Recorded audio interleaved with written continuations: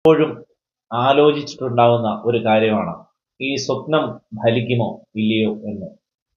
സ്വപ്നത്തെക്കുറിച്ച് നമുക്ക് ആധികാരികപരമായിട്ട് എന്തെങ്കിലും ശാസ്ത്രങ്ങളുണ്ടോ?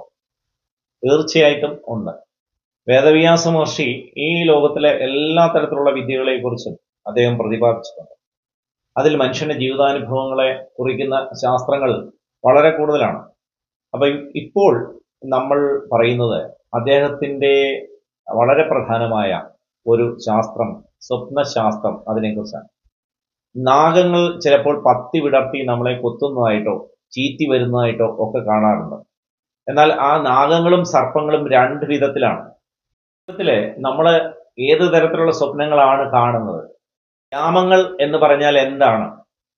ഒരു ദിവസം പകല് 4 യാമവും രാത്രിയിൽ 4 യാമങ്ങളുമുണ്ട്. യാമം എന്ന് ഉദ്ദേശിക്കുന്നത് സമയത്തിന്റെ പ്രകരണമാണ്.